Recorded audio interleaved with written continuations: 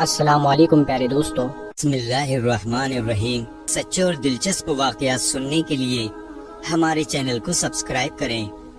فرعون تاریخ کا ایسا بادشاہ گزرا ہے جس نے خدا کے ساتھ مقابلہ کیا اور بنی اسرائیل پر ظلم کیا۔ قرآن مجید نے حضرت موسیٰ علیہ السلام اور فرعون کے واقعے کو تفصیل کے ساتھ بیان کیا ہے۔ فرعون کون تھا اور اس کی موت کیسے واقع ہوئی؟ فرعون نے کیوں اور کیسے خدا پر ایمان لانے کا اظہار کیا؟ حضرت موسیٰ علیہ السلام نے کیسے بنی اسرائیل کو فرعون کے چنگل سے نجات دلائی؟ آج ہم آپ کو اس ویڈیو میں قرآن مجید کی آیات اور روایات کی روشنی میں فرعون کی موت کے بارے میں ساری معلومات دیں گے۔ فرعون حضرت موسیٰ علیہ السلام کے دور میں مصر کا بادشاہ تھا۔ لفظ فرعون قرآن مجید میں 74 بار آیا ہے۔ فرعون ایک ظالم بادشاہ تھا اور اس نے خدائی دعویٰ کیا اور لوگوں سے اپنی پرستش کرواتا تھا اور بنی اسرائیل پر ظلم کرتا تھا اور ان کو قید کر کے رکھا ہوا تھا۔ اللہ تعالی نے حضرت موسیٰ علیہ السلام کو ان کے بھائی حضرت ہارون علیہ السلام کے ساتھ فرعون کے پاس بھیجا تاکہ بنی اسرائیل کو اس کے چنگل سے نجات دلائیں۔ حضرت موسیٰ علیہ السلام اور فرعون کے درمیان ہونے والی گفتگو کو قرآن مجید کی سورہ شعراء آیت نمبر 16 اور 17 میں بیان کیا گیا ہے۔ خداوند متعال نے فرمایا، اے موسیٰ، اب جب کہ تمام حالات سازگار ہیں تو تم فرعون کے پاس جاؤ اور اس سے کہو کہ ہم عالمین کے پروردگار کے رسول ہیں۔ ہمیں حکم ملا ہے کہ تجھ سے مطالبہ کریں کہ تو بنی اسرائیل کو ہمارے ساتھ بھیج دے۔ جب حضرت موسیٰ علیہ السلام اور حضرت ہارون علیہ السلام فرعون کے دربار میں پہنچے، اس وقت فرعون کے وزراء اور مخصوص لوگ اسے گھیرے ہوئے تھے۔ حضرت موسیٰ علیہ السلام نے فرعون کو خدا کا پیغام سنایا۔ اس مقام پر فرعون نے زبان کھولی اور شیطنت پر مبنی چند ایک جچے تلے جملے کہے جس سے حضرت موسیٰ علیہ السلام کی رسالت کی تکذیب کرنا مقصود تھا۔ فرعون حضرت موسیٰ علیہ السلام کی طرف منہ کر کے کہنے لگا، جس کو قرآن مجید کی سورہ شعراء آیت نمبر 18 میں بیان کیا گیا ہے۔ فرعون نے کہا، کیا بچپن میں ہم نے تجھے اپنے دامن محبت میں پروان نہیں چڑھایا؟ ہم نے تجھے دریائے نیل کی ٹھاٹے مارتی ہوئی خشمگین موجوں سے نجات دلائی، وگرنہ تیری زندگی خطرے میں تھی۔ تیرے لیے دائیوں کو بلایا اور ہم نے اولاد بنی اسرائیل کے قتل کر دینے کا جو قانون مقرر کر رکھا تھا اس سے تجھے معاف کر دیا اور امن و سکون اور ناز و نعمت میں تجھے پروان چڑھایا، اور اس کے بعد بھی تو نے اپنی زندگی کے کئی سال ہم میں گزارے۔ تو نے وہ اہم کام کیا ہے، فرعون کے حامی ایک کپتی کو قتل کیا ہے۔ تو ہماری نعمتوں سے انکار کر رہا ہے۔ تو کئی سالوں تک ہمارے دسترخوان پر پلتا رہا ہے، ہمارا نمک کھانے کے بعد نمک حلالی کا حق اس طرح ادا کر رہا ہے۔ اس قدر کفران نعمت کے بعد تو کس منہ سے نبوت کا دعویٰ کر رہا ہے؟ حقیقت میں فرعون اس طرح کی منطق سے حضرت موسیٰ علیہ السلام کی کردار کشی کر کے حضرت موسیٰ علیہ السلام کو خاموش کرنا چاہتا تھا۔ حضرت موسیٰ علیہ السلام نے فرعون کے تینوں اعتراضات کے جواب دینا شروع کیے۔ قرآن مجید کی سورہ شعراء آیت نمبر 20 میں ارشاد ہوتا ہے، حضرت موسیٰ علیہ السلام نے فرمایا، میں نے یہ کام اس وقت انجام دیا جبکہ میں بے خبر لوگوں میں سے تھا، یعنی میں نے جو اسے مکہ مارا تھا وہ اسے جان سے مار دینے کی غرض سے نہیں تھی بلکہ مظلوم کی حمایت کے طور پر تھا۔ میں تو نہیں سمجھتا تھا کہ اس طرح اس کی موت واقع ہو جائے گی۔ اس کے بعد حضرت موسیٰ علیہ السلام اس احسان کا جواب دیتے ہیں جو فرعون نے بچپن اور لڑکپن میں پرورش کی صورت میں ان پر کیا تھا۔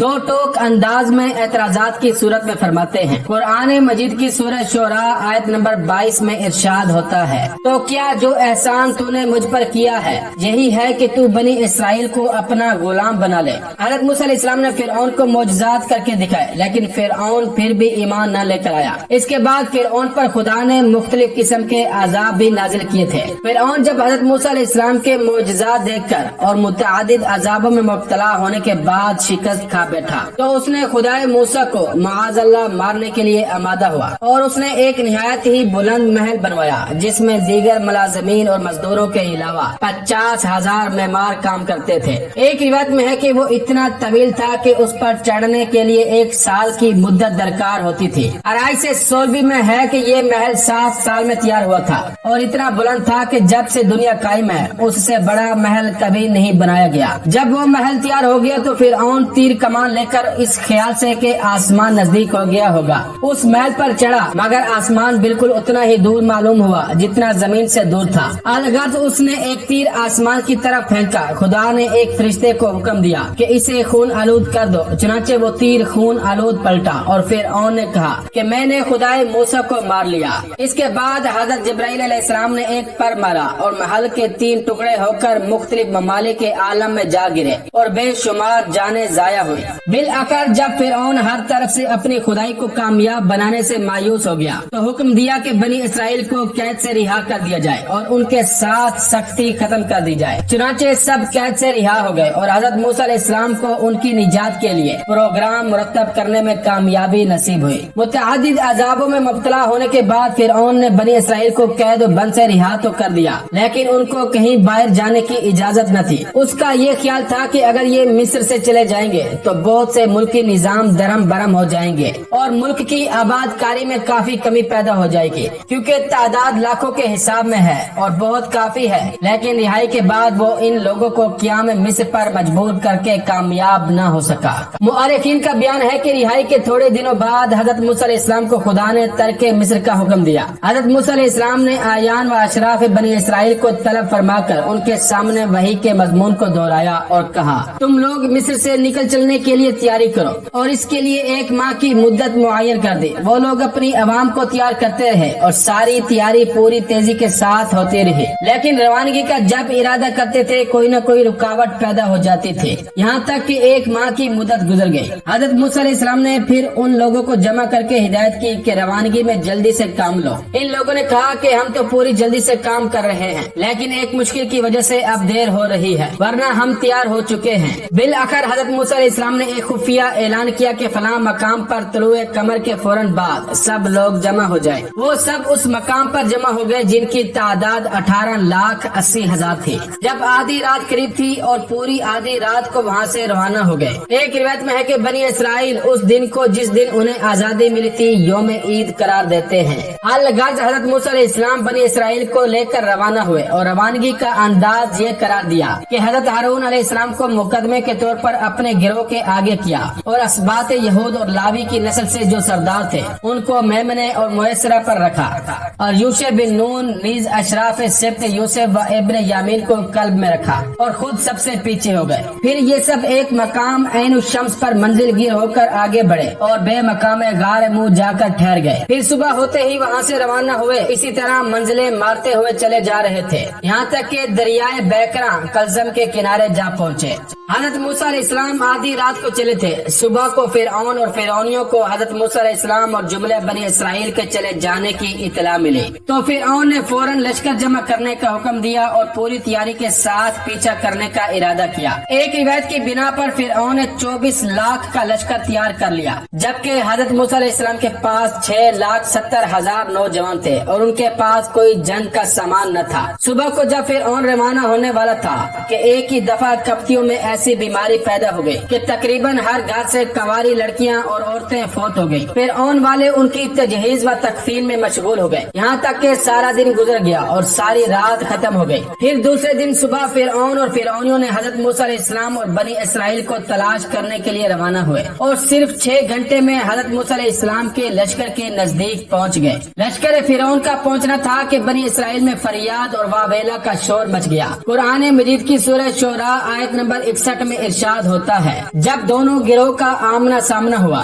तो हजरत मूसा अलैहिस्सलाम के साथी कहने लगे, अब तो हम फिरऔन वालों के नरगे में आ गए हैं और बच निकलने की कोई राह नजर नहीं आती। हजरत मूसा अलैहिस्सलाम ने फरमाया कि घबराओ नहीं, खुदा ने हर किस्म की हिफाजत का वादा किया है और उसका वादा गलत नहीं हो सकता।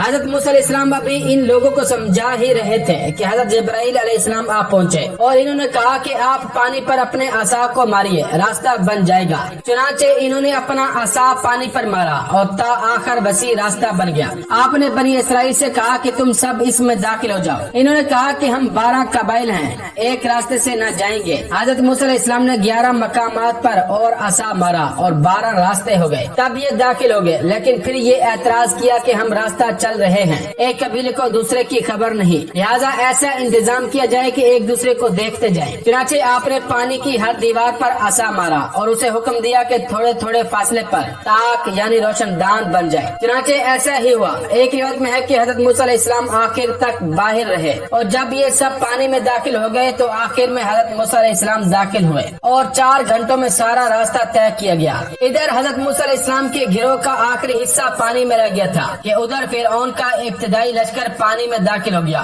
इधर हजरत मूसा अलैहिस्सलाम पानी से बरामद हुए और उधर फिरौन का लश्कर सारा का सारा पानी में दाखिल हो गया। खुदा ने हवा को हुक्म दिया, उसने पानी की तहों और दीवारों को मिला दिया और दरिया बेदस्तूर दरिया बन गया और सब फिरौनी और फिरौन पानी में डूबकर मर गए। कुरान मजीद की सूरह शोरा आयत नंबर 66 में इरशाद होता है, फिर हमने दूसरों को गर्क कर दिया।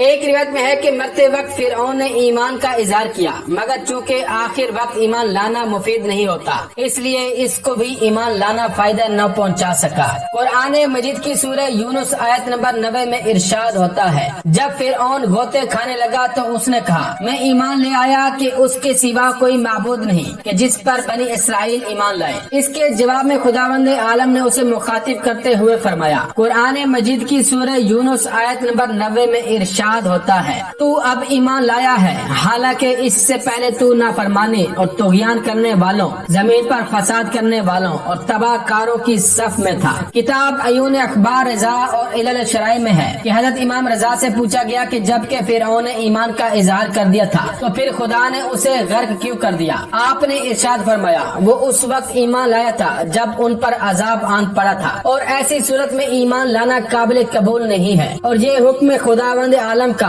अगले पिछले सब के लिए है और हमेशा रहेगा। एक रिवायत में है कि दरिया के किनारे पहुंचकर फिरौन मुतरद्दिद था कि क्या करूं। उसी दौरान में हजरत जिब्राइल अलैहिस्सलाम एक घोड़ी पर सवार उसके सामने से गुजरे तो उसका घोड़ा उस घोड़ी के पीछे लग गया और फिरौन उसे रोक न सका, यहाँ तक कि दाखिल दरिया हो गया। फिरौन को देखकर उसके लश्करी भी दाखिल हो गए, बिल आखिर सब फना हो गए। तो ये था आज का वाकया। दोस्तों, अगर वाकया पसंद आया हो तो इस वीडियो को लाइक करें, कमेंट करें और शेयर करें और इसी तरह के सच्चे और दिलचस्प वाकयात सुनने के लिए हमारे चैनल को सब्सक्राइब करें। अस्सलामु अलैकुम वरहमतुल्लाहि वबरकातुहू।